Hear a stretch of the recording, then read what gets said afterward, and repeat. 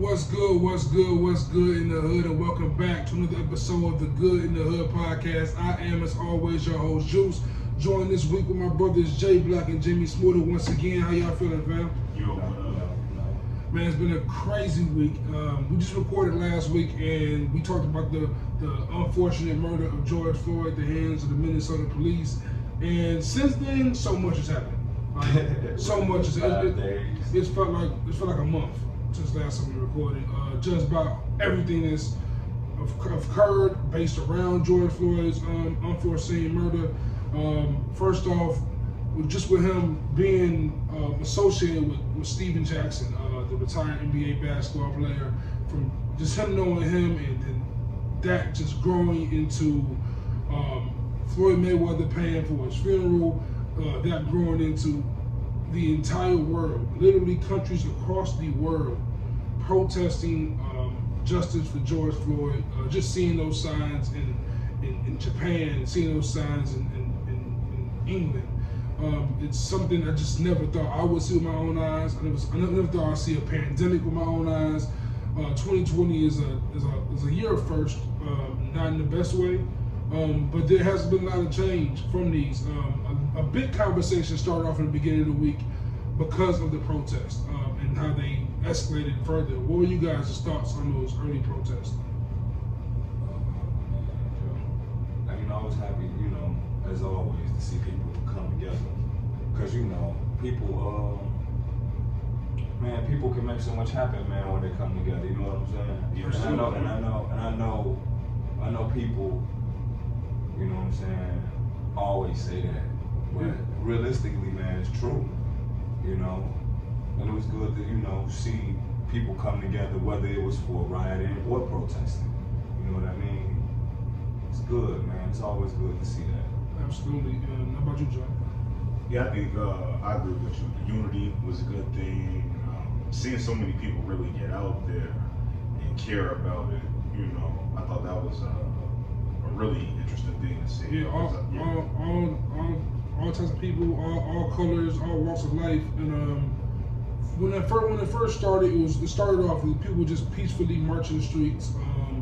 And from my understanding of it, me knowing people who were in there, me driving through North Riverside when it was going on over there, and just seeing how it looked. And from my perspective, it looked like it was people out there looking to protest peacefully, and then the police provoked them by pepper spraying, by wearing these riot uniforms with the shields, and just pretty much giving the protesters face to the point where they got angrier. They were already angry by the murder of George Floyd, and they got angrier, even more angry, and began to riot. And with the riot became fires, and the police started throwing flares, and people would catch the flares and throw them, and buildings were burning, and police departments were being overtaken, and looting began. And people were stealing, people were going to stores and tearing stores apart. And I didn't talk about it much when it happened, when all that was going on. I was more so speaking and preaching to people like, yo, this is injustice, and you're going to hear us, you're going to see us. And it's not about these businesses. As a community, like you said, going back to unity, once we get over this anger and once we see justice, we will stay united and rebuild these communities. You know what I'm saying? Shout out to the John Walk Foundation, Long Live John Walk. They had an event on Saturday, June 6th, out west in Columbus Park, giving food, giving things to kids, to families, just to stock up and to feed the West Side and to grow the community. And Chicago on the South Side did the same thing. Out south today, and that's love. I want to shout them out. They're all females, and it's the person who runs it is a teacher, and I go she's training up a younger generation to get out there and be active in their community, and I thought that was pretty dope. I seen that on the gram. Instagram. So what are you guys' takes on the looting, the rioting, and the coverage of it? Stuff like that, like it always happens. Like you can watch it like every I guess almost every generation is going to be some kind of thing. It's going to be some kind of riot. They always blew through it. And I mean, the news, I feel like they always kind of report and format it the same way. You know, it's up to people to be like, I'm gonna believe this or I'm gonna pay attention to that. This time around, I really feel like people took the right things away from it as a whole. You know, of course, you got your few out there still focused on the wrong shit like Donald Trump, but you know, you got other people who are focusing like, hey, forget about what he's saying or forget about this. Let's focus on the issue at hand. That's how you get shit done. How about you, Smooda? Man, we were having a conversation the other day, man. I look at you and I said, I don't think things are really ever going to get better for black people. You did. And I was since disagree since we had that conversation, by the way.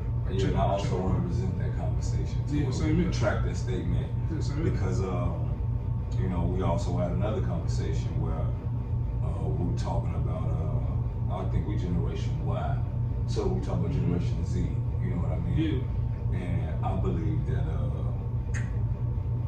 the way that these protests and all this stuff that's going on, you even see little white kids like talking back to their parents like, no, fuck you, Black Lives Matter, what are you talking about? And I think the connection to that is because of social media. Last week we touched on how, you know, it can be good and not good, but, you know, this time social media is not garbage. Yeah, and the reason why I say that is because media, you know, Viacom, let's say them.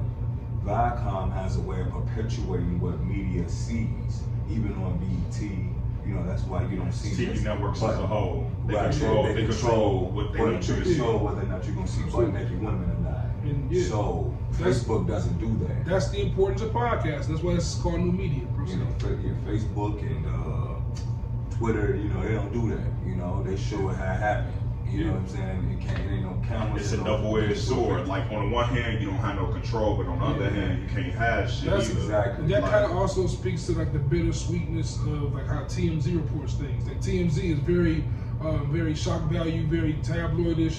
But they get the news, they get the real news, and they just give it as it is. They don't sugarcoat it; they just put it up there. And it's kind of fucked up and foul how they do it at times. But it's the truest report out there because it's kind of just TMZ is kind of Twitter, like a representation of Twitter. I mean, yeah, like they it's a whole company built off of exploiting the truth, if you will. I mean, it's not so much an exploitation, but you know, at the end of the day, the uglier the truth, the more newspapers they know they're gonna sell. You know, and more power to them. Because I go, sometimes that's the thing. The truth is ugly, and people go rather than deal with the truth, they want to look the other way. Even something like a shade room. Like my old man say, good news is no news. Right. Man, he never lied. He never lied there, man.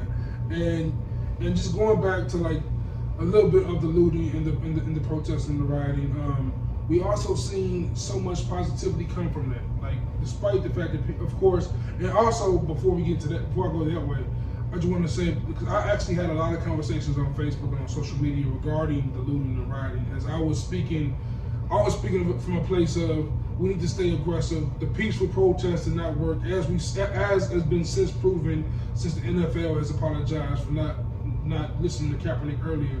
Like, all that kind of stuff, it's proven that the peaceful protests have been ignored.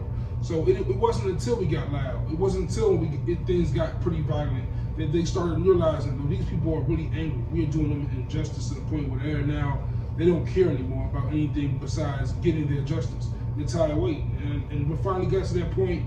And unfortunately, I had to argue with people. I had to argue with blacks who were saying we should stop looting, we should stop rioting. And I'm like, I'm not even saying that. But yes, keep the pressure on their neck. Like, I'm not saying keep looting, keep rioting. I'm saying stay aggressive. If they're gonna keep pushing you till you have to loot and riot, so be it. But I'm not gonna. A black voice should not be the voice saying stop rioting and stop looting. And I know people who had senior citizens in their family who couldn't get to the pharmacy on certain days as Walgreens was shut down. And I completely empathize with that. But I also empathize with Gianna Floyd, who doesn't have a father now. Did you guys see the video? Because, you know, like I said before last week, Steven Jackson and him called each other twin. And so Steven Jackson got the daughter on the shoulders, like in the middle of like Minnesota, and they're swimming, they're spinning around, and the girl's like, "My daddy changed the world." And it's so horrible. It hurts my heart, the fact that little girl has to have in her mind now that her dad, a black man, had to die to change the world. You know what I'm saying? And that should not be the case. we tired of being martyrs. You know what I'm saying? We gotta be tired of being martyrs by this point. They killed King, they killed X, and now they're killing the civilians still. So those things have to stop, and they're hearing us, man. We're seeing this. And it's even worse because they jailed, the other leaders. You know what I'm saying? Like QEP knew, even the gang that I've been saying all week, I've been quoting Absol's terrorist threat, man. If all the gangs in the world unified, we shut the White House lights out tonight. Like, when I think of that line on terrorist threats with Denny Brown, I go back and I just say, man, as much, when I look at the Black Panther Party in the past, how that birthed what gangs are today in a sense, and I think back to going to how Larry Hoover, the GDs, implemented growth and development, and how Jeff Fort, he spoke differently after he seen imprisonment. I think it should be some reform for that, and that's like, and going into Kanye a little bit, because Kanye advocated to Trump when he was doing his whole red hat thing, that he wanted to get Larry Hoover free because Larry Hoover is a black leader, and it should be. And look at Assata Shakur, who's still in prison as a Black Panther. I'm sorry, John. It sound all good, like, on the surface and shit like that. On the surface, it's not real. And that's the thing, like, it's not, to me, it ain't action based, because I tell you what, when you look at the past and then you kind of look at now, he didn't even hesitate when he went on TV and was like, hey, George Bush don't care about black people. And granted, given the history between Republicans and Democrats, blacks and all of that, you might look at George Bush and go, man, maybe he don't. But then on the other hand, you really just go, like, I don't have a huge play with George Bush, and I'll tell you why. At the end of the day, he was just a dumb president. Yeah. More than anything. Like, I don't think his heart harbors hate. I don't think his father was evil, nothing like that. Right. You just know, wasn't just very but Kanye was real quick to judge something. Then you look at his relationship with Donald Trump, and it's like, oh, okay, all of this, but where that mouth at now? Where that platform at now? Where you at on your soapbox? Like, to me, it's not action based, it's not phony.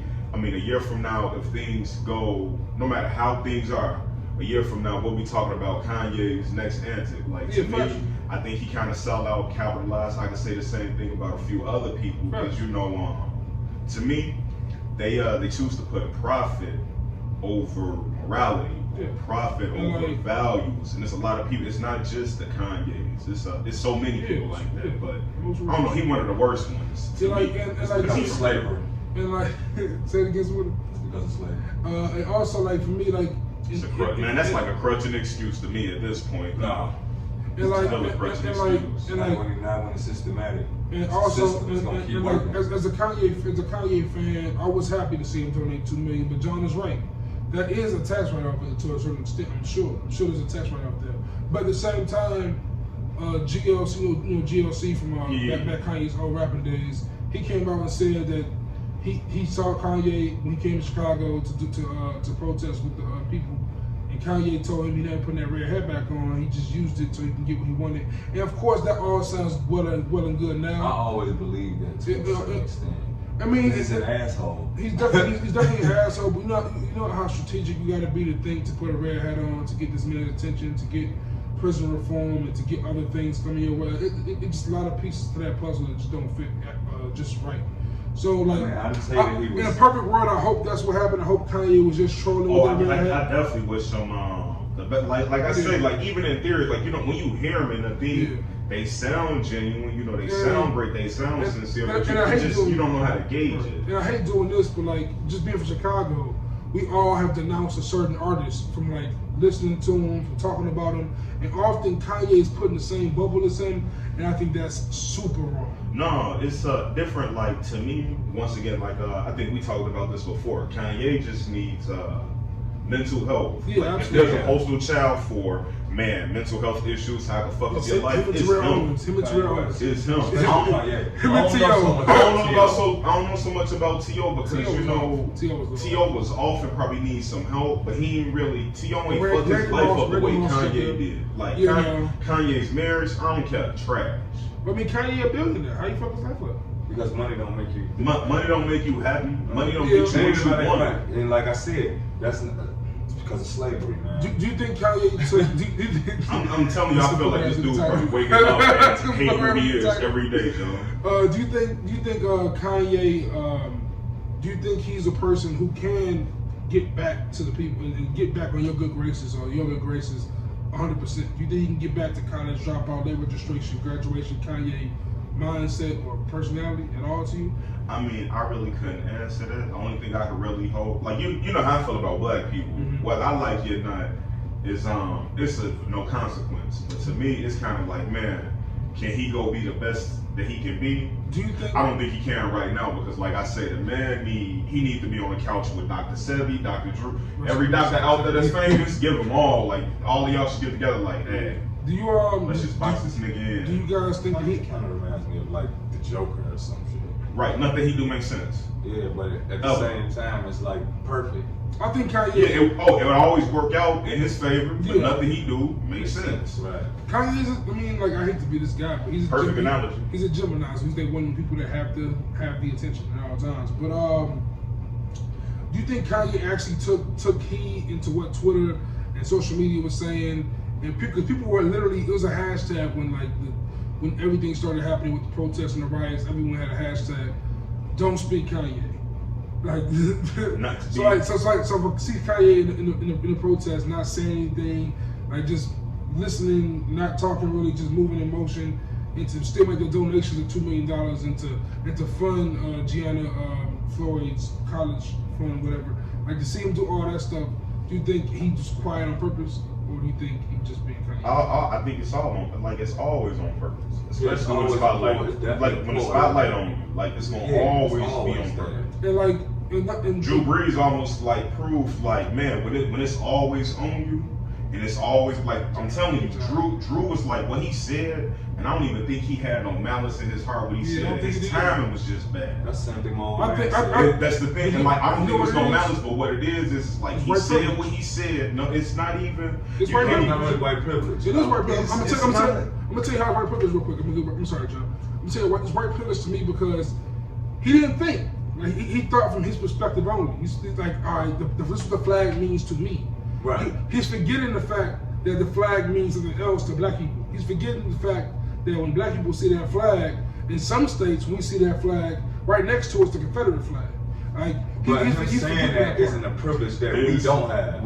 Other black people can say the same thing he said. This is how you know it ain't privilege. But they were not. The media always setting you up for some shit like this to have. Like if you even think about like even every riot, it's almost like damn. They throwing you the bait. Whether you take it or not, that's on you. They threw Drew the bait like, hey, what do you think about this whole flag thing? The only reason why he said Drew was speaking to all of them white patriotic people who are trying to figure out what the the hell going on. That's the thing. Don't speak to them right now, and this shit is going on, bro. Like because it's systematic. Like it's systematic, bro didn't understand what was going on from the black plight. He only seen it from his perspective. Right. That's what a lot of white people do. So what they did is they made it about the flag. Right, but instead of about the actual. Exactly. It took for blood to have for people to see his people hopped on his ass and almost about to kill him. And just showing you over just a statement that I'm telling you, he had the same right to have that statement as Kaepernick has to kneel. So that's why it's not white privilege. Absolutely. Here's the right, but listen to this. So this is how it's systematic. First, let me tell you this first. This is why it's systematic. Because what you want to live in a world where every time somebody say something you don't like, or every time you say something somebody don't like, the whole world can condemn you for it? Because I don't want to live in that world. I say bad shit all the time. I don't mean it. But it's all about I don't either. The timing, right? It's also about your platform. It's also about knowing who your fan base is. You are the quarterback of the New Orleans Saints. Most of your fan base are black Americans. You know that because in 2005, you helped with Hurricane Katrina relief, and you were there with the people, so you know who your fans are. But he never understood that kneeling was about police brutality. He only got what he got from it was the perspective that was given to him. You know why that's white perspective? That's white privilege. You know why? Because that means he wasn't listening. Right. So if you're not listening, he's white, bro. That's white privilege. No, not listening. Because not white people don't really listen to black people. That's the white privilege. Black people don't really listen to white people. And guess what? Look what we are. Look what they are. That's the white privilege. But That's why Mexicans don't listen to Spaniards. But you blame them for that? But no, I'm not. Like, it's the thing, right? It's systematic. But that's kind of my thing. Like my thing is, we can't turn around and do the same thing they just did to us. And the thing is, I'm gonna tell you why. Right now, everybody wrapped up in emotions, and y'all about to re-oppress motherfuckers because you getting your freedom. I ain't trying to. If my freedom come at the cost of somebody else's oppression, I don't want that shit. You know why he was yelled at? You know why he was yelled at? He wasn't yelled at because what he said was wrong. He was not wrong what he said. The guy asked him, "What do you feel about Kaepernick and other NFL players taking a knee as a peaceful protest to police brutality?" He took the time to say, "I do not agree with anyone who disrespects the American flag." No one mentioned disrespecting the American flag. He sees a black man kneeling by the flag as disrespect. Nope, he's seen, and that's the problem. Y'all be like, "Oh, he's seen a black dude." No, he's seen another quarterback.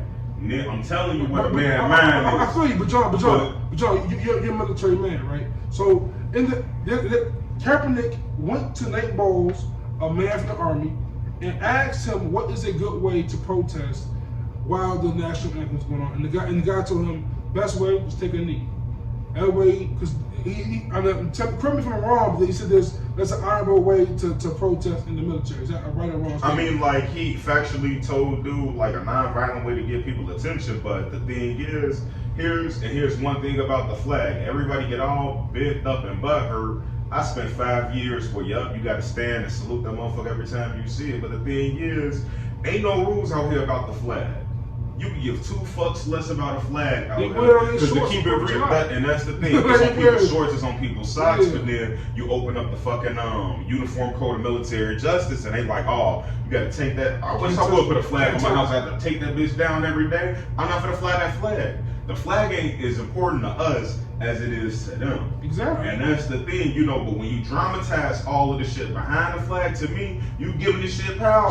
So what do you guys... I'm telling you, when the nigga got to talking about the flag, that Drew Brees cut off onto the next nigga. Yeah, Aaron Rodgers was up there in Green Bay talking that good bullshit. I don't like his ass. I don't like his ass during the season, but as soon as you retire, hey Rod, my nigga. Just like Brett Favre, off the field, Brett Favre was cool. They got it. They understood it. They seen things from a different perspective. I met a dude, he never met a black person a day in his life. His perspective gonna be a whole different perspective than the average motherfucker I see walking around Chicago. These white people who see niggas every day, they already know when you playing and when you serious, because it usually start with the "on my mama, Joe." That's when you know. Let me get my shit go the other way. So 2 things. First thing, quote I've been saying all week has been it's a privilege to educate yourself about racism instead of having to experience racism. That is a privilege. So when right now today, white folks are taking time to learn and listen about racism. While we have to experience it, or we know people who have experienced it firsthand, that we are closer to racism than they are. Right. It affects us. It affects us more. Like the flag, in a sense, in many ways, to many people of color, that flag represents racism, because that flag, for whatever reason, like that flag goes back to Jim Crow laws. Like that flag goes back to we still slaves. That flag has been there.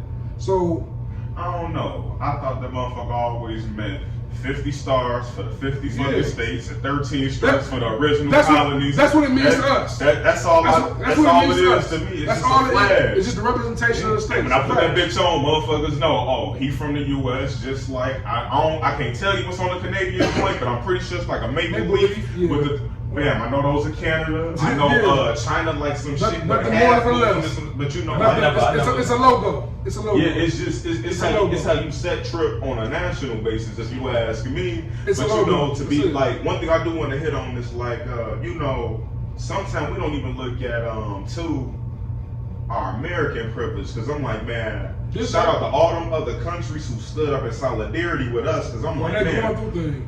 Why they going through things, like Muslims are all over the world getting treated like shit. I can't even tell you the tragedies that go on in South America, and it's like, man, all of them countries though stopped, threw up the fist with us. I'm like, man, that's mad, and it made me go. I want to go out of my way to learn what's going on in their countries. It might can change. It definitely can. It take individuals. And the reason why I know it can change, because like going back to what John said about the backlash Drew Brees felt, like that's the difference between the voters. Because you also mentioned how he was talking to those patriotic white folks. That's who he was talking to. Yeah. That's who he connects with, right? And those people, like those 30 to 60 to 70. Well, that's just who he is. A patriotic white dude. No, factually. I'm saying, No, I got you. I'm saying that demographic, they tend to vote, right? Yeah. And the demographic that attacked him and told him to stop, that's the younger generation of minorities, mostly, who be on Twitter, be on Facebook. That's the next big vote demographic. But the thing is, that's why they don't think it's about this since it's 2020. They want to know, how many minorities out there? Because white people know, damn, there's less and less of us. They own it. They own it. They are on that. Indians got a huge vote. I'm sorry, the Middle Eastern Americans have a huge vote. Latino Americans, huge vote. Black, like, and African Americans, I don't know if y'all know, we ain't even 15% of the population. And also, look this up. Latin America. Look it up, bro. Latin Americans also have a high Republican rate, also. So look that up. Also. Yeah, because you know what? I tell you what, when you fill out, don't live nowhere and can't fill out a census. Like, I don't really think that we are the minority. Yes, and I'm gonna tell you how, because when you think we more than whites in the world? Yeah, no, in the country. In the country. I give it to you, in the world. Bet, in the world, yes. In the world, yes. In the world, yeah. I'm talking about in the country. Because there's a little thing called white, Hispanic, white, non-Hispanic. Yeah. And that right there, that's the great equalizer. That's even the divider between Hispanic. That's why I say, man, you really got to learn the place between the levels of people, what's going on in other countries. Like, there's so much shit I know we be having our own shit going on, but it's like, damn, we need to be looking. See that. Yeah. White, Hispanic, white, non-Hispanic. And that's why, like, and back when our parents were growing up, if you had even a bit of black in you, you considered black. Yeah. Like back when our parents were like, look at how they treat darker Hispanic people, like some of them Dominican Republic people. But they don't fuck with us either though. That was the whole thing in New York. But you know what though? And that's on them. Yeah. That's on them. Because I tell you what, blacks and Puerto Ricans been getting along for years. Yeah. And that's because that was two groups that went, man, y'all over there getting y'all ass kicked because we over here getting whooped. But, I got a point. That's how you get mans with people. I got a point for that. But before I finish that, I want to just go back to kind of what we were saying about as because I used Smooda. I had a revelation this week. Like I changed from going to feeling like there's no change going to happen to there being a possibility of change happening.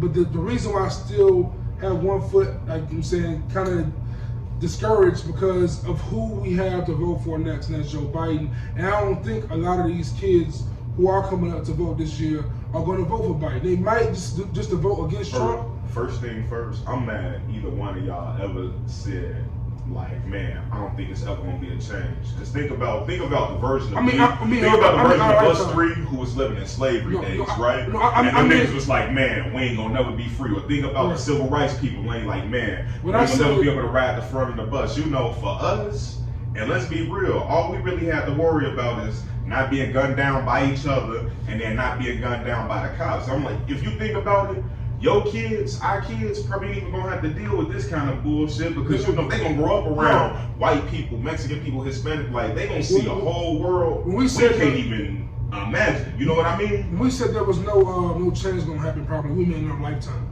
So yeah, we believe change might happen, but we would talk. But now, like with this, now you can see it like before your eyes. I knew we was gonna see it before. I'm like, I would think about it like this too. Every because it's been murder after murder. Think about it. We had my boy up in Ferguson. Yeah, Michael Brown. My guy from New York, Sean Bell back when he was Sean, like you know, like each and every time. He put a hairbrush out his pocket. They thought it was a gun. And they thought, but each time it kind of seemed like, damn, we can't catch the police doing wrong. We can't catch them. We can't catch them. And then the video started surfacing, but then we couldn't get the right angle. We couldn't get the right, and it's just like, you know, you give it. Now you give people whole knee that man that. One thing in the art, they used to tell us in the army, give a fuck nigga a chance. But he also fuck up every time. And that's like the main thing that I'm heavy about. And that's these cops. Like, look at how many cops been fired. Like black, white, Hispanic, it don't matter. Like at the end of the day, either you got the ones out there like the one dude we went to high school with, shout out JR with the CPD. He was always one of those people I felt like, man, you care about black people next to you, white people. He just cared about people. But it just he went into it just right, and then you got important. other people. We ain't gonna name no names, but he on CPD. I already know what you out there on, bro. But and they gonna get you. But like, see that the cops, like the good cops out there, we just need y'all to speak up. Like I don't even need y'all to speak up. Not even speak up like that, but like when you see a crooked cop, acknowledge that crooked cop is doing some crooked shit. I was a cop in the military. Let me tell you something, man. Cops protect their own. If you out there, you a good dude. Just keep your head held high. Don't let them taint you. It's up to us out here to start voting for the right people, like you were saying, because like I don't care about the president. That's just the face of the nation. When they go, oh, who America? It's either gonna be Trump or Joe Biden. But whoever's the comptroller, I'll vote for that nigga. Whoever your senator is, vote for him. Your House of Representatives, vote for them. If your mayor ain't acting right, get his ass up out of there. Police. All of them. Your judges. Think about it like this. Y'all complain that the judge is a harsh judge. Go vote for a new dude. Yeah, that's happened in Philadelphia with McMill. They voted, the judge got out of there. I won't say no name, but I know a social worker out there, and she knew a judge who was out there beating on his wife, and then on top of that, wouldn't give no rights to domestic violence victims. And she wrote a letter to all of the people around them towns, like, hey, y'all realize that this dude is y'all judge? 4 years later, dude ain't judged no more. Sometimes it just take one person to stand up, do the right thing. So if you're a good cop out there, just keep doing that right thing, man. Yeah, man, if we seen some like G said, man, we gonna get him. Because I ain't gonna lie, I was thinking about what he said last week. Like, somebody should just be on the block. Like, hey, you ain't getting much shorty right now. It's 15 of us. It's 2 of y'all. Yeah, what y'all want to do? That's how it should be, man. That's how it should be. That's like, and the change has been made so far, right? I'm gonna show you. And going to that point in Minnesota, they're trying to get the police, like they're trying to like damn near get rid of the police. People are advocating to fund police. Like the public schools in Minnesota have ended their contract with the police to protect them. Like, they've ended that. That is like a crazy stuff. But see, that's the one thing I don't like about white people. If you did it, own up to that shit. Own up to that shit and move forward. But don't, like Roger Goodell. We're sorry now. You know what I mean? You weren't sorry. You weren't sorry ass out and when you wasn't advocating to be on the team. How you sorry now? Yeah. And like, and then when you was gonna put him back in the league at the last minute, y'all put some BS in the little contract. That's like when the Bears. That's like when the Bears track the blackout on Tuesday, and I'm like, Virginia McCaskey wish she could buy some niggas right now. I'm sorry, bro. The racism was the Redskins did it, bro. The Redskins back on Tuesday. And y'all won't even change y'all name, and the whole community begged y'all. Yo, what? You can't do that, bro. Where's y'all mind? And if you ask me, Native Americans are the most peaceful protesters. Man, they don't say they get catatonic on your ass. They sit the reservations and mind their business.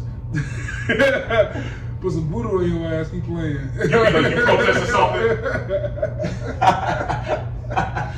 What are you here for? What are you mad about? Man, Native Americans don't play. They don't play. And like going back to Roger Goodell and Drew Brees, like the real thing that I don't like about the apologies, and Drew Brees' apology, the second one was it was great because he responded to Trump. But I hate the apologies where you want me to say give you sympathy. I feel no sympathy for you. Yeah, like I feel none. Yeah, I'm not sorry. I'm not that's sorry. white privilege. Oh God! You want some sympathy. You want some and sympathy. shit happened. Nothing happened to you, bro. Ain't nobody even do nothing to you. You rich as hell. What do you want to Ain't nobody do nothing to you but tell you about yourself. Right. Drew Brees, you're a 41 quarterback in the NFL. There's no more privilege than you. Wait, even worse than that, I go, and why would you respond back to the he should have just left that shit unanswered. I would have left that bitch on red. You just went and antagonized the crazy part, like, honestly, now we all gotta pay for it. When I sit back and think about the interview with Drew Brees, like, it was low-key a layup for him, and it was an alley-oop. Just go ahead and say something positive about Kaepernick. And all you gotta do is get out of there. No, all he really had to do was, I support black people. That's all he had to say. And walk out. I understand our nation has some things going on, and I'm just gonna do my best to empathize with the situation and walk away. That's like if somebody came and asked me, like, what do you think about women having abortions? I understand there's some things we need to change in this country, It's not my role to speak on it. Not my role. I can't push your baby out of this. Exactly. If it don't affect me, I can't speak on it. I can't speak. It ain't my business. Just like a LGBTQ rights, it's not my business. That's all I be saying. Like, yo, I don't care. If y'all need some help on some ally shit, holla at me. Let's talk it out. Help me understand. I'm not against y'all. I'm not against it. I don't feel like I should want to make the rules. I feel like the world been trying to trip me up since the day I've been born. I'm not trying to stop nobody from doing nothing. My thing is just let them be. If it's not affecting me, if it's not hurting me, I have no issue with it. At all. At all. If I know someone who's that way, I'm gonna show them love if they show me love. That's as far as it goes. Now the first time you call me crunchy black, you know got Peter Pan, come on with it. I'm with the shit and but crunchy black, shout out 36 miles. For real, like even in a jokingly way, like man, somebody might crack a joke on you. Hey, I got it within tastefulness. Yeah. Right. Within tastefulness. Because at the end of the day, we all gonna die human. We was all born human. And I think a lot of the white people that's not Drew Brees and Roger Goodell, but a lot of the rednecks. I think a lot of the racist people don't call them what they are because they ain't just white racist. Because I was going to get into that. White racist. I would call them racist, but it's because of slavery that they think they're racist. But they're not stopping shit. They don't do anything but live in the same communities. But you know what's worse though? Some live, hold on. They live in the same communities as us sometimes, or in different communities. And what they do is they call us names and they watch us when we're in stores. Yeah. That's being prejudiced. Racism is more along the lines of like, why the hell you never see like a lot of you don't see that many black people on stage on the Apple conference. I'm gonna tell you why it's racist, right? I'm gonna tell you why it's racist. We can't get none of us to sign up for the STEM program. I'm gonna tell you why it's racist, right? Going back to last week, we talked about Amy Cooper, right? Amy Cooper is a racist. You know why she's a racist? Because what she did was prejudice. All she did was she typecast the black man, stereotyped the black man, and said, "You're a threat to me," and called the police, right? The reason why that's racist is because if I do that to a white woman, if I see a white lady and I say, "You're a threat to me," and call the police are going to come and think I'm a problem, right? That's why it's racist. If you call the police on me, it's a threat. You're threatening me. You're threatening to oppress me by sending me to jail or to die. Maybe we should try that though. We should just, all black people as a whole, just start calling 911 when we see some scary white people. Like, how that shit feel, Joe? I ain't never seen you jogging through my neighborhood, folks. You know what I'm saying? There's a suspicious looking white person. They look like they looking for crap. I was just with Moon, bro. We saw this white dude just biking through Broadway. Like, yo, what are you doing? What's going on? Like, what are you doing up here? It's like daytime too. But to be real, like the worst thing is, like they safe in our neighborhood because we all stop, keep an eye on them, and them make sure they get out the neighborhood. Meanwhile, they all stop and be like, how the hell did he get here? And what can we do to make sure he don't ever come back? It's a difference. Yeah, but that, like I said, I don't think that she's attempting to oppress that man. That's a power. That is racism. But that's the thing, though. Let's just call it what it is. All these people got hated in our time. It ain't no place in this world. I don't think it's racism. See, that's why I go back a lot. And I feel you on that because it's so hard to kind of. A group of white people that you're getting to bring down this person, and he can't get up because. But I'm gonna tell you, your influence is keeping him there. If you guys are paying attention to anything Smooda said this week or last week, you know Smooda has a new catchphrase, and it's because of racism. And Smooda, I'm gonna tell you, because of slavery. And going back to this discussion, yes, a white person being stereotyping you and being prejudiced towards you, they're racist. You know why? Because of slavery. So it's a fact. That's the plain reason. Yeah. Because of slavery. They're racist because they don't even understand. They're not better. They're not superior to you in any way other than the system makes them superior to you. That's the only reason why they're superior. They're not superior no other way. They don't even realize that though, because some people are like some of the whites are like some of the blacks. So, some whites know their history and know that they on some bullshit. So other ones don't.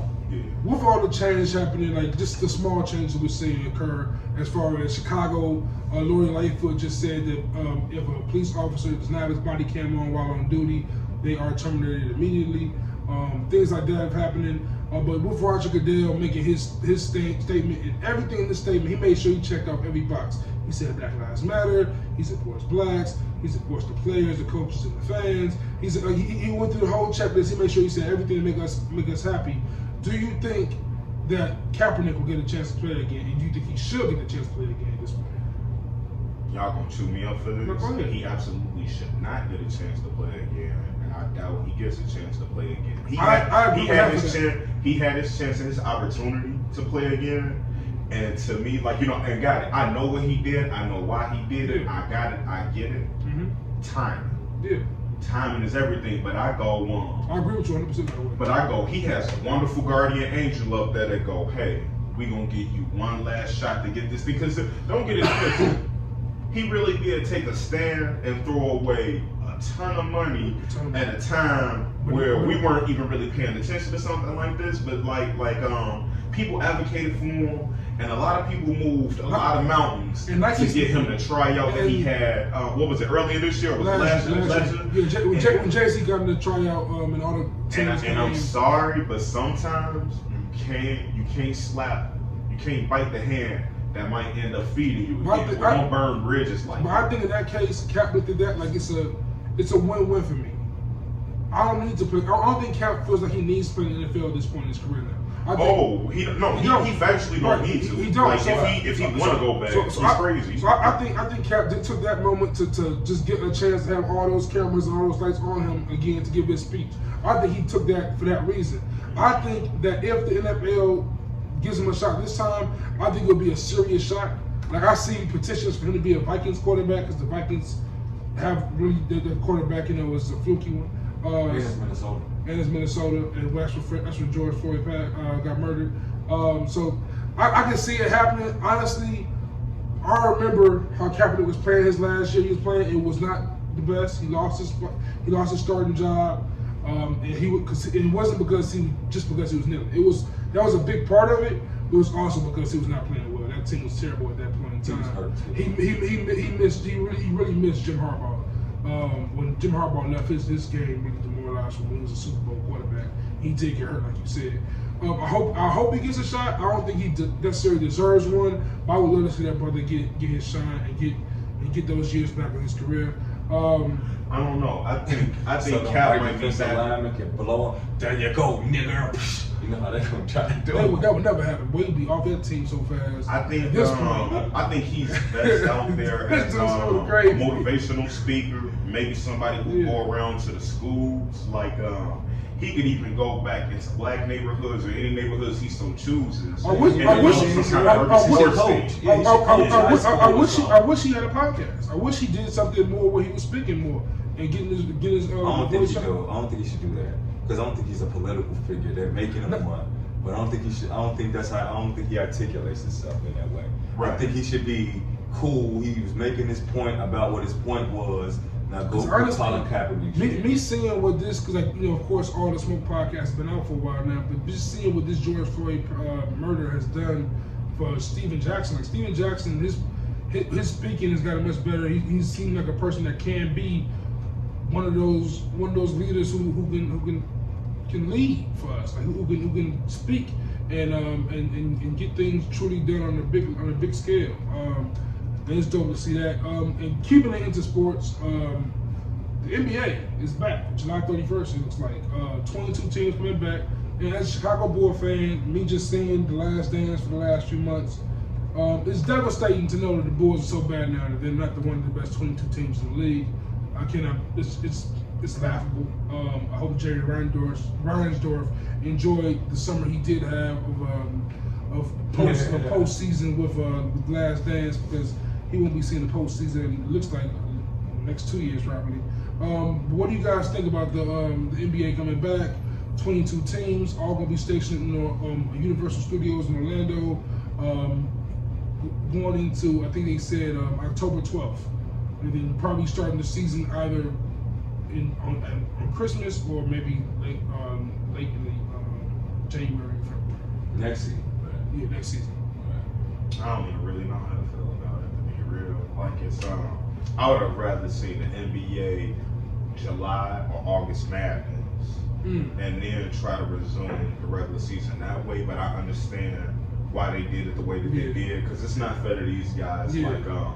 Like this is their job, their craft. Like I remember when it was like maybe 2 weeks we were in quarantine, and LeBron was asked on I think it was Shannon Fry, uninterrupted podcast. He was asked about when the NBA would come back, how much regular season should they play. He said they should get a preseason because people need to get back into shape, and then there should be 10 games and then a playoff. And that seems to be kind of the formula they're going with. I think it's gonna be 7 games and two practice games, exhibition games. It's like a couple of tune-ups and basically some placement games to see what's gonna happen out in the West. Yeah, pretty much. So that's pretty cool. And we're seeing like someone like LeBron is a great example. He's a celebrity that when things like this happen with George Floyd, he's someone we can almost depend on to say something like prolific and speak his true emotions on the situation. Do you think it's wrong for us to expect that for celebrities though? Because like LeBron does it, he does it well. Certain people just do it well. Like J. Cole is going to always protest when the protest happens. We know Kanye is going to make some remark or do something when something happens. I think we absolutely should expect that. We should from everyone. From everyone. For the most part, I expect it from the LeBrons because he's a leader. I expect it from the Jay-Z's because he's a leader in our community. Right. I expect it from the person who you probably gonna bring up. He ain't really a leader in our community. He just a rapper, or we thought he was. Yeah. He didn't kind of prove or showed it, but he's just a rapper. So the person that I was gonna bring up, I'm pretty sure you're talking about, is Kendrick Lamar. And Twitter kind of drags it for not saying anything. And when I think about it, I think when Kendrick chooses to be an activist and put his activist hat on, he does it through his music. I think that's his activist. That's his act of activism. Is music. Do you think that's enough? Do you care that he speaks or not? Because he's not a person that speaks in general. Like he isn't. He's a strong silent type. Right. If I've ever heard even J. Cole. J. Cole doesn't speak. And the only time they really talk is on the track. And like if people want to bust their chops for that, that's on them. Because like I said, LeBron has showed he's a leader in the black community. Like these are people who have done things on a global, epic scale. Mm-hmm. Kendrick probably trying to let people know, like, y'all, I ain't even there yet. He's still trying to get and maybe mold and get his thing going. And sometimes how black people are. Yeah. We won't even give a nigga a chance to get out. I don't know. I think that sometimes no words is the best words. You know what I'm saying? For certain people, yeah. Jesse and Al Sharpton have showed us sometimes there's a such thing as too many words. Yeah. I tell you what, I'm tired of every time I turn on the news, they be like, here's Jesse Jackson and Al Sharpton for comment. These niggas don't speak for me. I remember when things were first going down, like Jay-Z didn't speak at first. People were like, where's Jay-Z now? And then Jay-Z dropped the bomb. I'm like, I talked to the governor of Minnesota. I got the attorney general involved. He's making action in the background. Rather than get all this going, Jay-Z got his ass to work like, hey, who I know who knows somebody who knows somebody who know that governor, who I know that know that DA. But the reason why I feel like that they obligated is because they are leaders now. And I say that it may not be right to look at it that way, but this is why Tupac is the greatest rapper, though. Oh boy! But when I talk about greatest rapper, I talk about music and music only. Okay, proceed. But this is why Muhammad Ali is the greatest, and this is why LeBron can enter the greatest conversation because of how he stood up for his people. Shout out to Muhammad Ali. That means so much. Shout out to Cream. You know what I mean? Because you could just be Drake. But Drake is also someone who kind of doesn't get enough credit. Because Drake always puts out a statement when these things happen. And Drake always doing something for every community. He always says something. And I don't think we give him enough credit. But that's the thing. He don't do it for the credit. He do it. I like Drake is sensitive. Listen to a Drake album. He's sensitive. Drake guys, I hear your plans and I sympathize and empathize. And then he get up, he do what Drake do. His voice is strong enough. And I'm not saying that he should do it. But when I look for celebrities to do it, I look at the Beyoncés and the people that really, really resonate with the people. Beyonce has an entire beehive.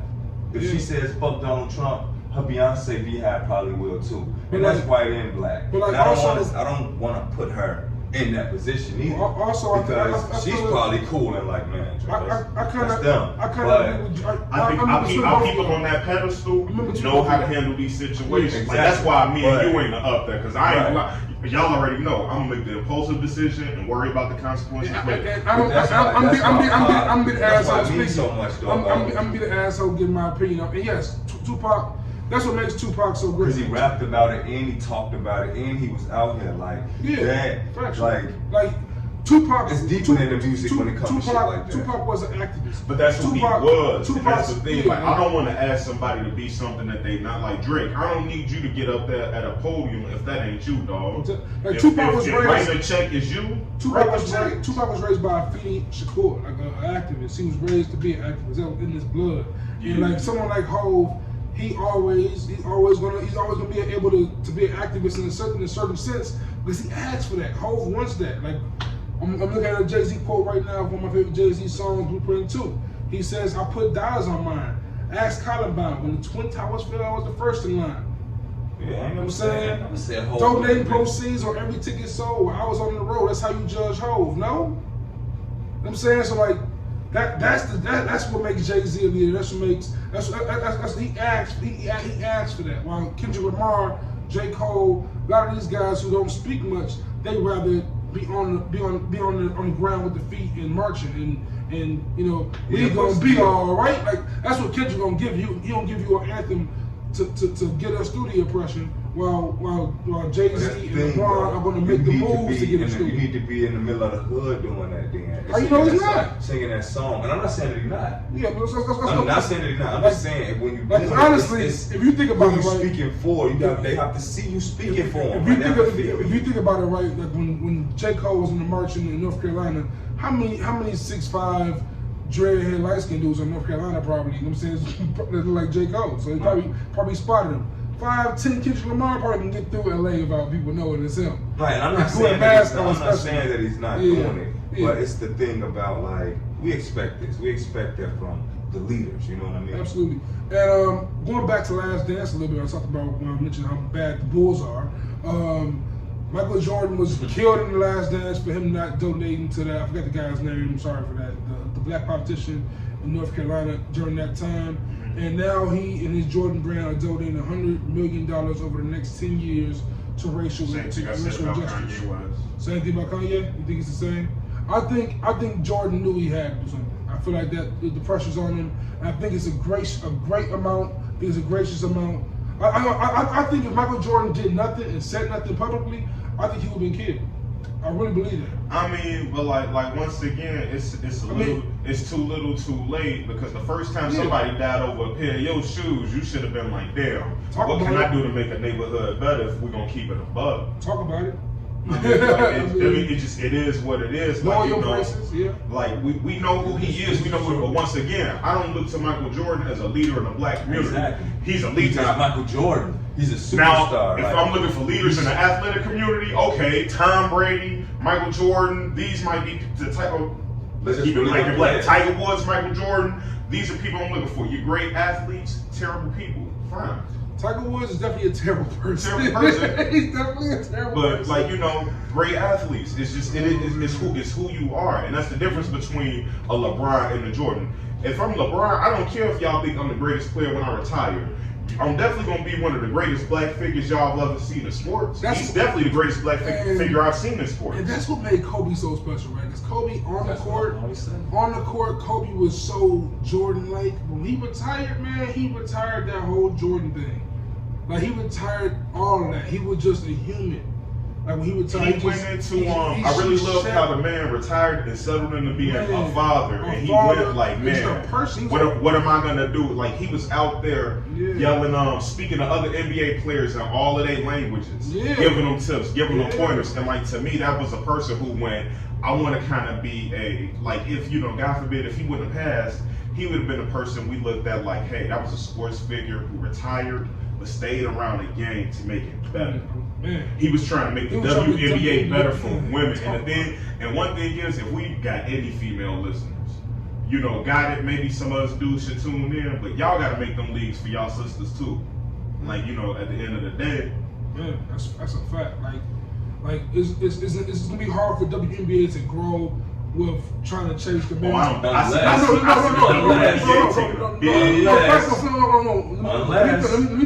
me finish. Them trannies get in there. Relax. What you mean? It's trannies beating up women in the MMA. That's a slur. Transgender It's a slur. It's really a you can't say trans. Like it's transgender person.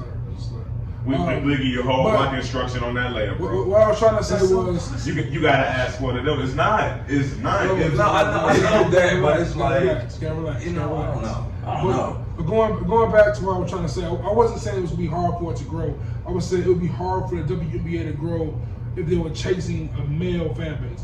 I going back to what John said, it would be dope for more women to get into basketball and to grow that league to what the NBA is now. That would be just an amazing thing. Because I know the WNBA will be dope overseas. Like, if it was more international players that came to the WNBA and that league grew. And that's my thing. Like, I could see a WNBA game selling out overseas like that versus over here. Like, you know, and I'm not saying there's anything wrong with it, but there are people that go take their whole family to go watch the Globetrotters play some scrubs that we know they can beat. Yeah. Meanwhile, a WNBA ticket, there you can get course seats for like $23 for the sky. Facts. Go around with American Airlines. And that's like in 2020. I'm like, damn. Yeah, man. And the Sky actually had a couple people hooping. I'm like, damn. Sky get busy. Like maybe we need to try to build these leagues, and you know, it's food for thought while changes are going on. But like, you know, to get back to the Jordan thing that you was originally saying, like, it's too little, too late, because once again, he ain't one of our great black people. He's just a great black athlete. Now, Oprah don't do something, I'd be hurt. She never do nothing. She ain't got special with some shit on. Like, she ain't go. I guarantee you, Oprah is probably done. Yeah, you're right. She realized that she's done. She probably some brand in for sure. She probably, you're right. I'm sorry, Oprah. I'm sorry, Miss Winfrey. Oprah probably had paved the way for a whole, like, let's keep it real. Like, we know who our leaders are who are doing something, and we know who fucking us over. And mentioning who our leaders are, someone I gotta talk about, someone I gotta praise. Killer Mike, bro. Killer Mike is everything that I want a celebrity or a person, a leader, everything he says, man, it hits me. It hits right on the head. He hits it perfectly. Killer Mike like a little mini Farrakhan, part Malcolm X. He studied them both, and he went, man, I want to take a little bit from them, and he left some pieces. I believe either his father, his grandfather was a police. I believe he had an uncle who was police. I think he said his father, right? He's very pro police. He's very pro cop. He's very pro gun. But he's also at the same time very progressive and very left-minded, more so than right wing. And when Drew Brees made his comment, Killer Mike just made so many stances that just blew me away. Talking about the Confederate flag, talking about comparing it to how Germany is, and you'll never see a Nazi flag hanging in the air. So how can you can't show pride to a flag when it's next to the enemy flag? How he went back and talked about how we should not. Going back to the looting, he said we shouldn't be looting. Don't kill your own community. Don't cut your nose. Don't cover your nose to spite your face. Like he went to so many details and talks about policy. He talks about what we should do as a people to be better. He talks about what John mentioned earlier, local voting, how important and how imperative that is. And you can't change because you can't change the big thing. And your shit locally fucked up. He talks about how we need to build more Black Wall Street. If you look at Atlanta, where he's from, Atlanta is Black Wall Street. It is Black Hollywood. What Tyler Perry has there, everything that's there, it's a black mayor. I think we should have more Black Hollywood, more Black Wall Streets. Just seeing how hip hop is the biggest genre, seeing how our culture pretty much is everywhere in America. Our culture is black culture is American culture. American culture is derivative of what blacks give it. We gave music here. We are the heart of the sports here. We are the heart of entertainment in general here. So it's only right that we be able to have things also in doctors and lawyers and teachers. We should have more of that in our communities. It's getting there. We just gotta build them properly. I think music has really showed, music has almost showed you the golden diagram on how to do it, because it went from all they was doing was signing black act after black act, making money off of them, today, well, let's get our own label too. Yeah, and and then now they didn't. Here was the thing. I remember when blacks really couldn't even be on record labels. I remember reading, like, hearing stuff like that. And now record labels are a thing of the past now. And people don't need a record label to put out a platinum album. Not at all. Indie artists definitely winning now. Look at the guy like SoundCloud, all them plus Spotify lets you upload yourself now, and like artists like I don't listen to this guy, but he's platinum everywhere. Russ, he's completely independent, owns all his masters, everything. So like people like that are out here, man. And it's black wineries. That was another thing. I was like, now everybody, all adults, enjoy a beverage now and then, or have possibly. Yeah. And the thing is, we made Cristal huge. Look at some of these black wineries that people actually own. Because I tell you what, D-Wade just made a post about the black wineries. He and Gabrielle own one. Jay-Z and Beyonce own one. Like they're black. It's about 150 of them. I seen a list of about maybe 100, 150 of them. But I go, if it's them, it may be only started with 4 or 5, and then somebody went, oh, look at them making. It's gonna breed more competition. And the next thing you know, that's another thing we done dominated. You done seen it happen in the NBA. Look, the NBA went from all white to black. We about to take over the NFL because we don't need white quarterbacks no more, thanks to my homie. Man. And Action Jackson. Man. And Deshaun Watson. They some bad brothers. I tell you what. We about to take the NFL, MLB. What up? When I look at where the black hockey kids at? When I look at Drew Brees, as he hits 41 and he says these comments, I look at Tom Brady who wears the MAGA hat. I just look like, all right, y'all out of here. And you see who's coming up next, right? And that's kind of going back to what me and Smooda were talking about. What you mentioned also. Change is coming. Yeah, change is coming. It's coming slowly, but it's coming surely. Like it's coming. And that's the thing. I think sometimes we rush it. But like sometimes we rush it, and we should really just focus on, hey, how can we be the best us right now? Like, are we getting out and making those votes? Are we putting that money away for our kids later on? Are we trying to get our kids around diverse groups of people? Like, if I have a kid, I don't want him to just be around black people. Be around some white people. Be around some Muslims. Be around some Asian people. Because each one of them got something to teach. I've learned something from so many people. Yeah, man. And just going back, what was that? What was glasses, bro? Because I really got to get around me a transgender individual and find out what man, so offensive about being called a tranny. And it ain't like half the name. But that's the thing, like, find somebody who's willing to talk to you about that and be like, hey, It's just like. Because I feel like I really feel like they being too petty. I just how can you say they being petty about their feelings, bro? How? That's like us being said. That's like Drew being said we petty for playing with the flag.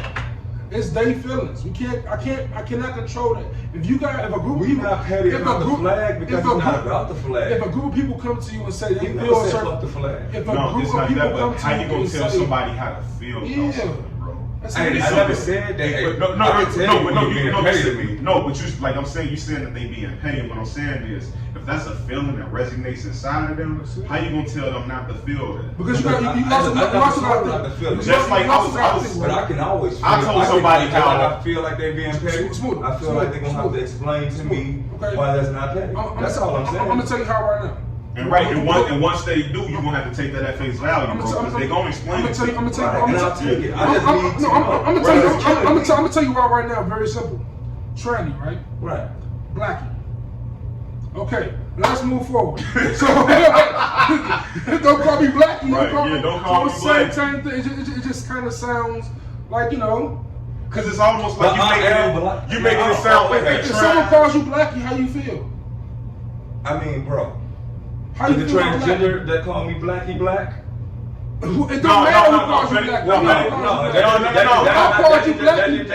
No, I got you. A white person calling you Blackie, that's not gonna bother you because you ain't transgendered and you calling them tranny. Therefore, you're not qualified to speak on that.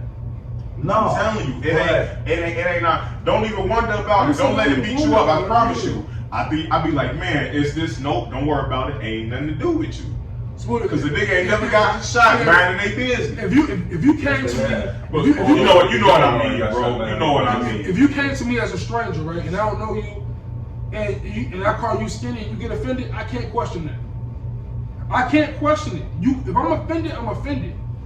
You can't question somebody's offense. And it's a slur. That's like you walking up on a big dude and being like, "What up, Slim? You ain't never been big with Man, Smooda, ever." You know what I'm saying? You've been about one whatever you is your whole life. Yo, mention it. High school, mention that real quick, right? So, One John, mention that, changing topics completely. Yeah. Me and Smooda had this conversation in the car, right? Smooda told me how much he weighed, and I said, you know what? That's about right. That's what I expect for you to weigh, right? I said, if you look KD's weight, you would think that man's lying. And Smooda like, no, he's 7 feet. Though he ages taller than me. It makes sense. I said, Smooda Smooda like 6'8", what? He's 7 feet. They say he's 240. Ain't nothing about KD 240. And then LeBron is 242.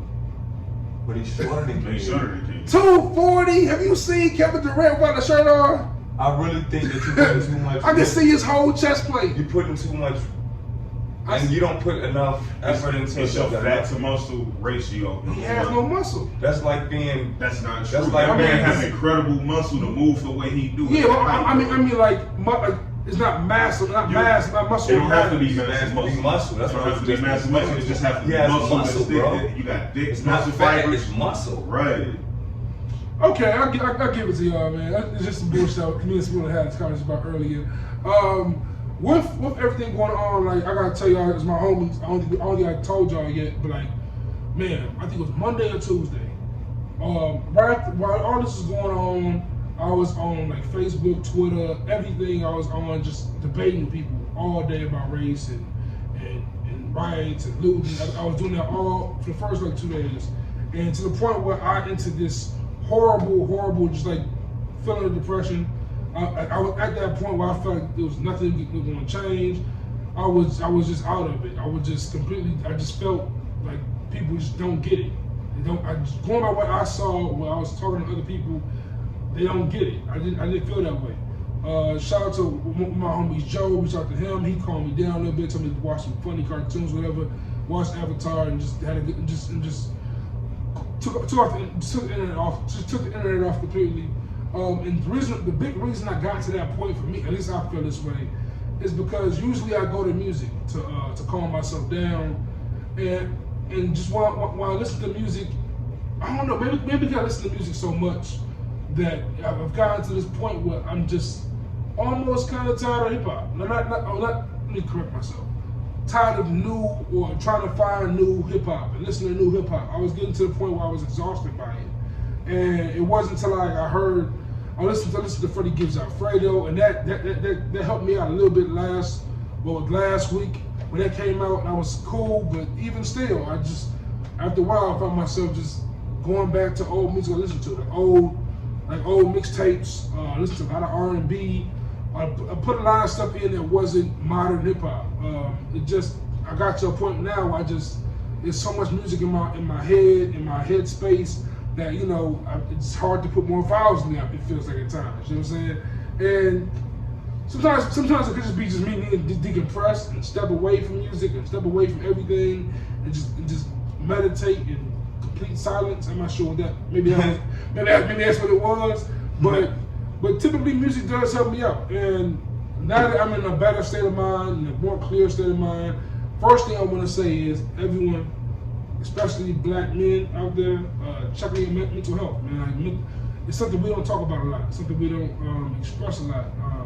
Which is a lot of reason why we in jails, because we don't get that. It's not even a lot of reason why we in jail. It's a lot of reason why we come out of jails and we don't look the same. Like if you ever see someone. No, he writes all that. Goes like because see the white people. It's PTSD. I don't even want to say the white people. And then PTSD, like some people got undiagnosed shit that's right work out in the regular world. Right, and because it's and some people are diagnosed. So when little Timmy, whatever their little names is, 9, 10 years old. When Timmy be 4 and 5 fucking up, and as soon as he do, they take him, give him the medicine and the help that he need, productive life. But also, Ray them, he get a whooping and yelled at, and then next thing you know, he 12, 13 out here hating women, hating his mama, don't like his family, can't nobody tell him nothing. On the other side of things, because of slavery. But to that point, on the other side of things, right? I remember when I was in high school, I went through some dark times, and also during that time, my little brother was always a badass kid.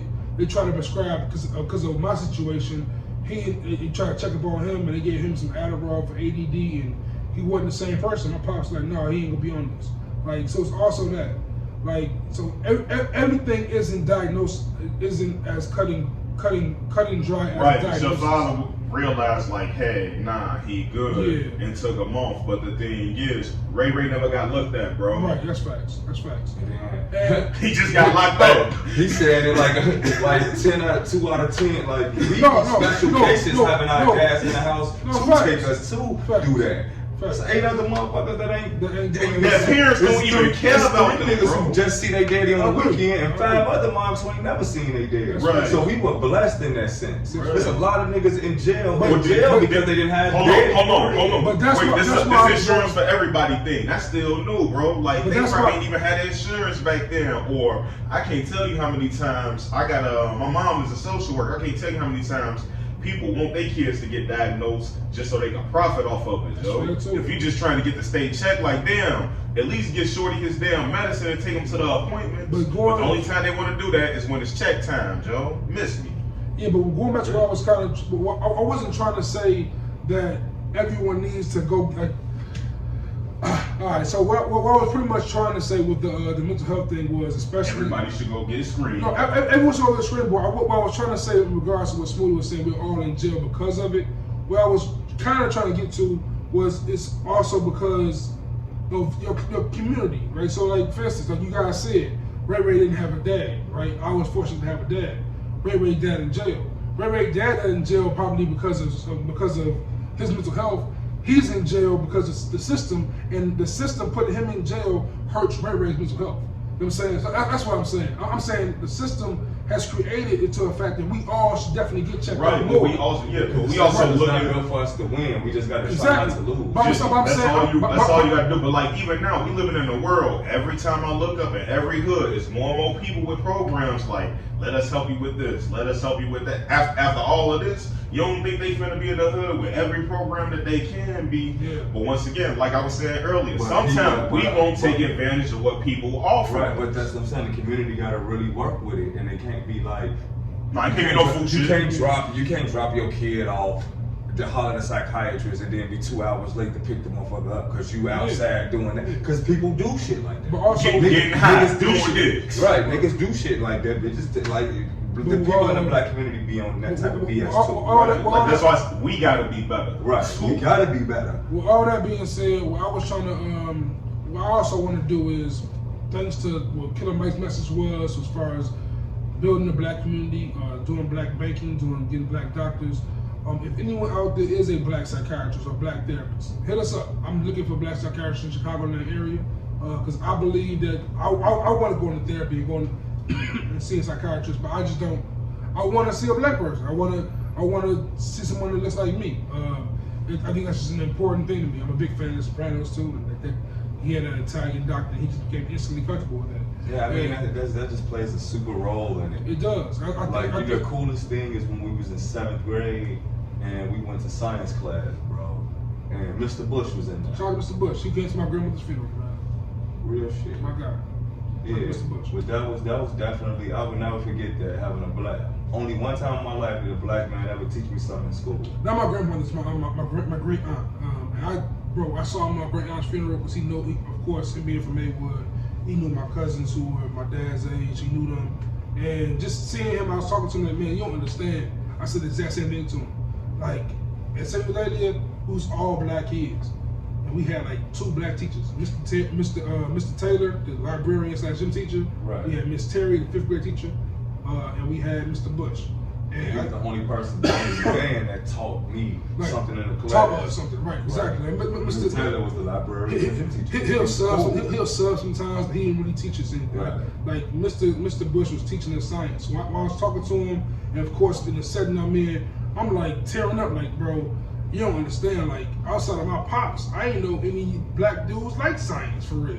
Like my dad is the one that like growing up as a kid. Like, yeah. I was gonna say as a kid, right. I remember being a kid. He's the one that taught me about what's my man's name? The guy who made the peanuts. George Washington Carver. He's the one that put me on him and Gary A. Morgan discovering inventing the stoplights and Madam C.J. Walker. I remember having that class with him, and like, and Miss Gardner, like we had black. We was lucky. They were teaching us black stuff. But when we was growing up, man, like honestly, I look back in my life, I'm like, man, I was fortunate to have the friends I have now, to be raised around a father and a mother and 3 grandparents, and most of my homies all are it's people that's born with nothing. You know what I'm saying, and to have, and that's why for me, like I'm not religious at all, but I'm trying to become spiritual.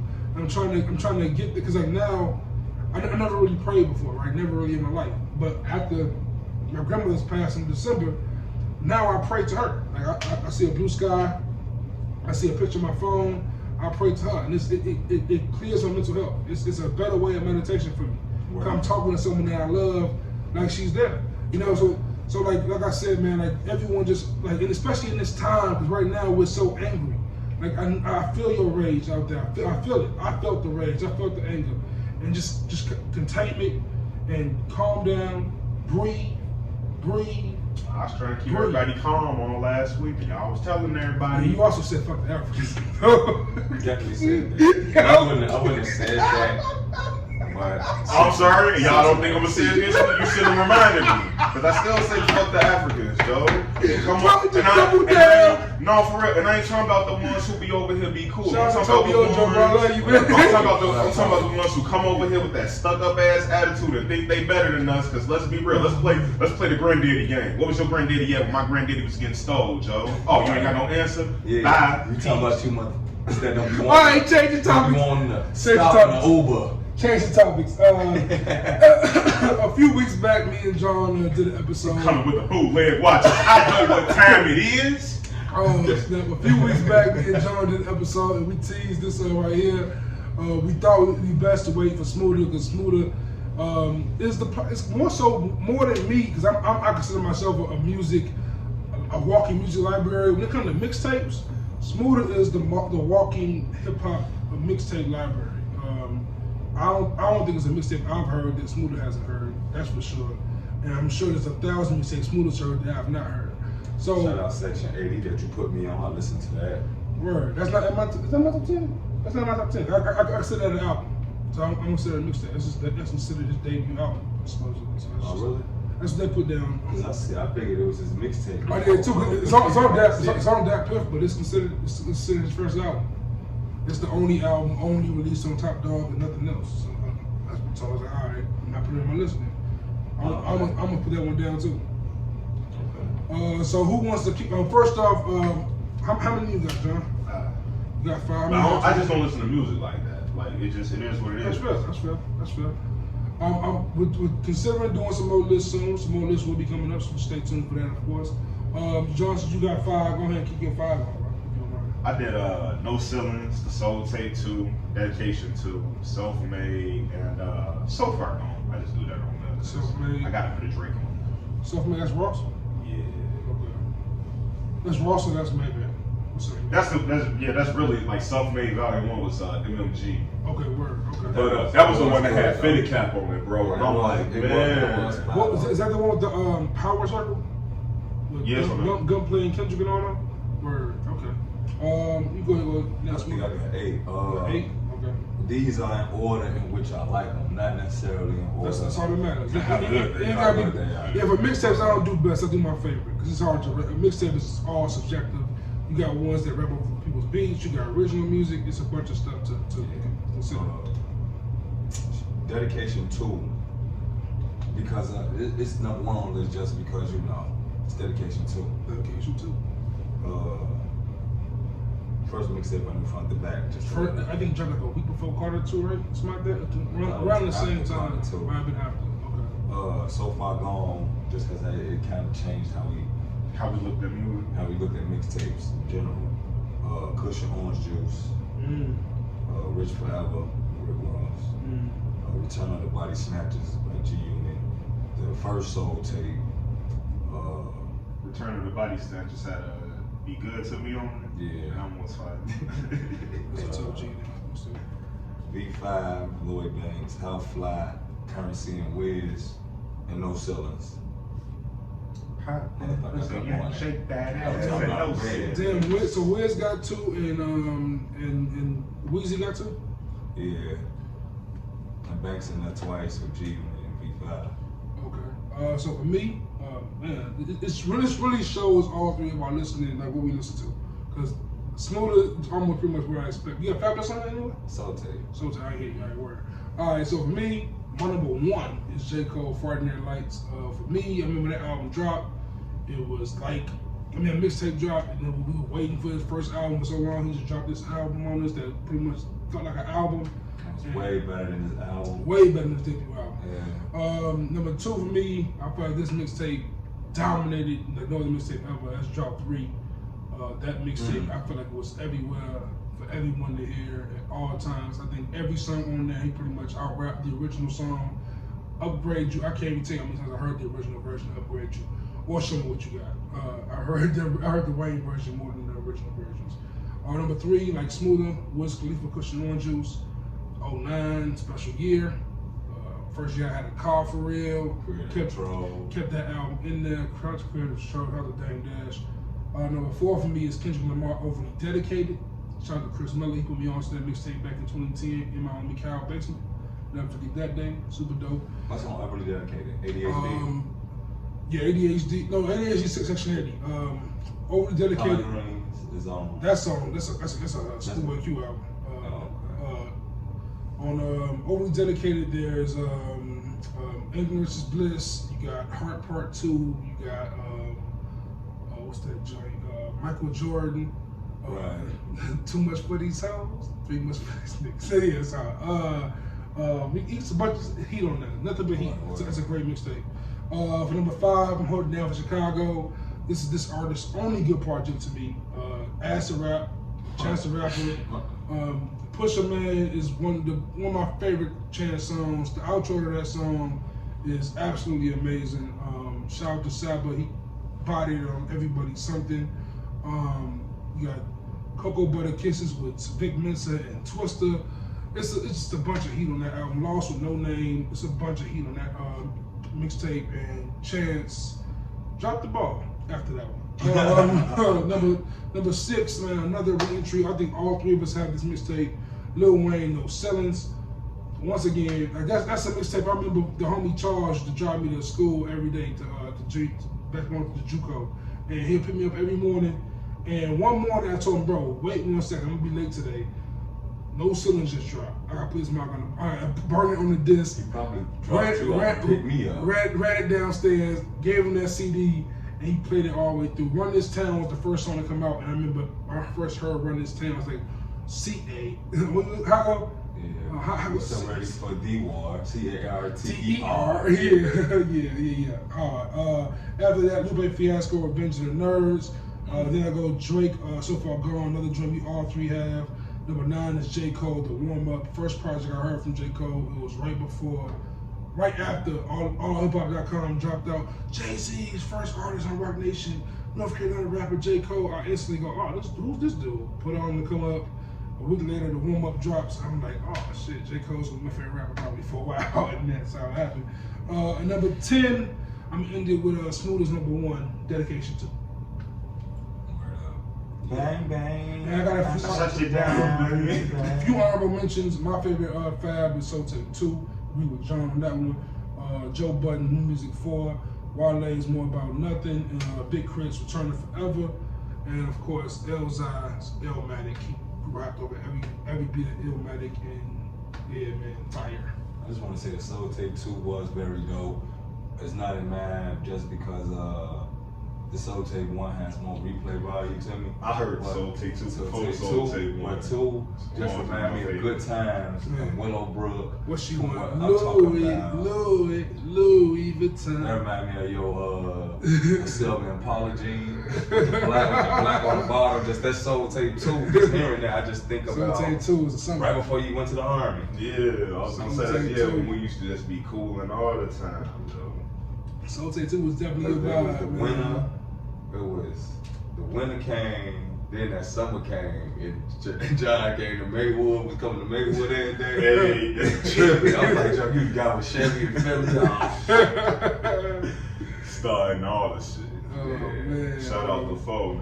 Yeah, that's why I love this list, because this list brought back so many memories. Just going through the old mixtapes, like, man, like, remembering how dominant Wayne was when Wayne was dominant, like that run he had from like 05 to 09. Well, in my lifetime, Wayne gave me like 2 classic albums, 2 classic mixtapes, easy. And that's the thing. Like that's why I go like I don't need nothing else from you. Yeah. You ain't gotta do shit else from me, but just age, bro. Yeah. Don't down me, man. And then maybe I can catch you on tour. You feel me? That's the thing. And we always debate like music with, like, especially hip hop with NBA, and it's mostly because like Biggie and Pac, their careers are cut so short.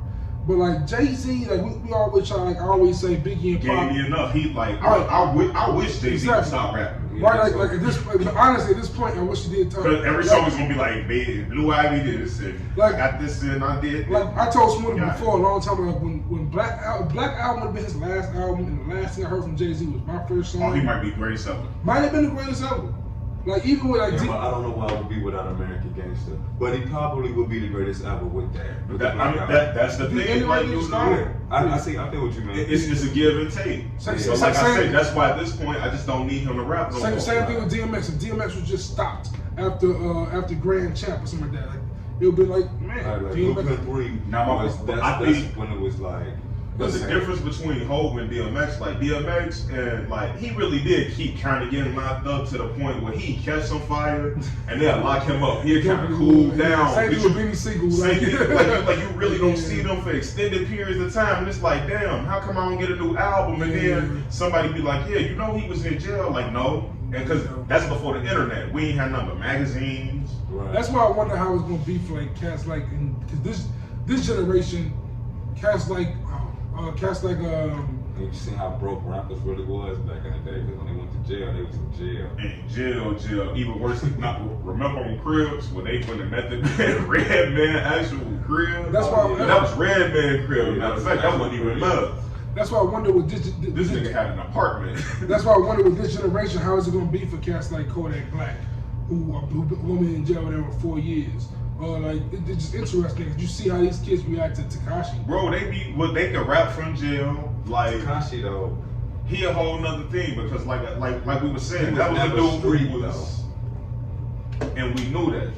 He was never street. We knew that from the get go.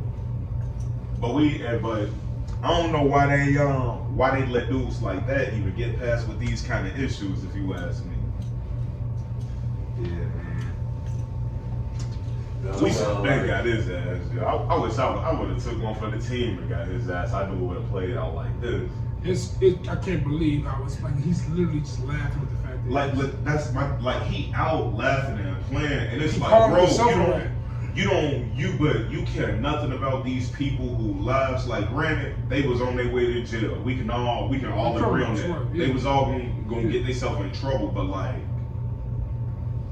It's the law. You did it too, bro. It's the law of snitching. Like if for instance, if you witness those dudes do wrong and they hurt you, and they just kidnap him and have sex with his girl, and he had did nothing wrong, he's in the right. He ain't snitching. At this point, he's just trying to protect himself. If you participate and you try to save yourself, you actively participate, and then you told on other people to get less punishment for yourself. We all did the same thing. We all gotta do that time together, Joe. Every person should have a code. And how they get his girl though? Like what? They just run the trail on him. I mean, they didn't get his girl. She wanted to do this. I'm pretty sure that's what it was. He was in jail. Yeah. She was. Not his girl. His baby mama. His baby mama. So, she probably was mad at his ass anyway. That's why I'm just like, you all mad about somebody who you was cheating on anyway too. Come on, bro. And also you can't just be out here being with the G's, and then once they ask for their money, you say no. Oh, you definitely gonna get in violation. Right. Don't step into the game if you don't get the shit that comes with it, bro. Yeah, man. Don't be like Daniel. In other words, don't be like Tekashi. That's some bullshit. Like these niggas still in. That's my thing though. They still in them. My thing. You let him out, let them out too. They all did the same thing together. They all did it together. Man. Fuck this niggas talking about. So what do you think about that one kid, the YNW Melly, the guy who supposedly killed his 2 friends, rapped about it, made a catchy ass song? I ain't gonna lie. So we do live in America, in a kind of America where he honestly couldn't have killed his friends, but all of the evidence make it look like you killed your friends, bro. And I don't condone that either, bro. What's the song called? Murder on My Mind? Yeah, but I ain't gonna lie, I'm glad it happened because we got that fire ass Geechee Gotti line. But I keep killing my homies. YMW Melly. Shout out to Geechee Gotti. Shout out to every Geechee. fucking bar. I can't believe this boy killed his friends like that. Them dirty, man. Oh, Dirty. and it seemed like they all was gonna blow up at the same time. Like I'm not understanding the motive. I guess I think that's the hardest thing for me. I go, if it ain't no motive, I can't see you doing a crime. And I just gotta say that garbage shit that y'all said. If you're not a killer, you just don't understand. Mention on the way out. Let's mention. I know it was garbage. On the way out, let's mention. I'm gonna mention the killer real quick. No, but I ain't no cold-blooded killer, bro. And mentioning killers Right. on the way out. Some people they rape kids and kill them and shit. And yeah, you mentioned that down. Shout out Two Tex. Shout out Two Tex. Oh my god. Shout out my homie Two Tex. Everyday struggle. Did you have Two Tex? but just closing out, man. Mentioning killers. I want to shout out to that kid. I think his name is Mikey Williams. He's a college recruit who chose HBCU. He said that pretty much what he said was, as an ill talent, as a wide receiver, he believes all killers are killers. If you got it in you, you got it in you. And players don't need coaches. They need a system, and they just got to run in their system their way. True stars shine regardless. And I salute that man for choosing values over money. Man. Last words from me. Players need coaches, though. Everybody who participated in Black Tuesday, shout out to you. But if you still posting on Tuesday for profit, fuck you. I don't care how you feel about it. Blackout Tuesday was about not promoting yourself. It was about just I'll never put profit over morals. Just promoting information. I didn't post any of the Black Squares. I posted one on the Good in the Hood pod, but I just tried not to post it all that day. One that was also the day I was like just going through it. Like it was like it's too much. It was just too much. Monday it was so much on Monday. Like this Monday was right after the riots. All the news reporters and everything starting to happen, and it was just too much. It was overwhelming, and we honestly needed that Blackout Tuesday. I know people called it a marketing trend. Honestly, I think we just all needed that time to just.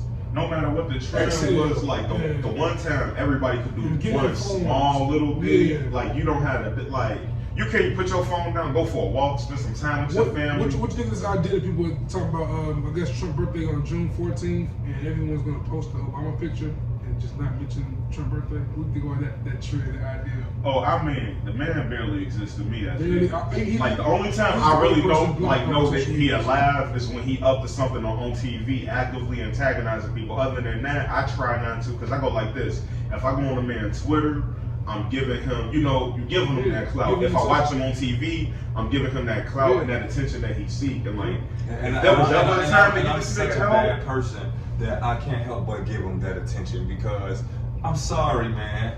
He's just the worst person. I need somebody to watch him. I just can't do it. Y'all know how you work up. Y'all know how he asked the old girl the other day, "Who is China?" Remember when he asked the Asian reporter to go ask China. If he would have asked the black woman to go ask Africa, oh my God, I would have been mad. But Lord knows, a part of me would have laughed, because for him to have to come on. Because what it is that he's so much. But that's the thing. Like at this point, he got the you outright disrespect people every day, and we factually can't do nothing about it, because I tell y'all this: the Secret Service is bad. But China is definitely not. And shout out to them for staying impartial, because no matter who it is, they do their job. But I'm like, man, this dude really do have a boss. He don't care who he disrespect or how he disrespects them. Like he ain't took a single comment back yet. Because the Secret Services be looking at him like, you saw what he did in front of that church. Tear gas them people. Tear gas, had him shooting rubber bullets at him, all because he wanted to get a photo op, basically. Bro, I feel bad for the Secret Service. I don't know if they like him or hate him, but at a certain point, I know these niggas wake up like, man, how he gonna make my job great? Can you imagine have to take a bullet for this man? Like, I'm gonna take a bullet. I'm here. Y'all know how I am when I'm done with something. I'm done with it.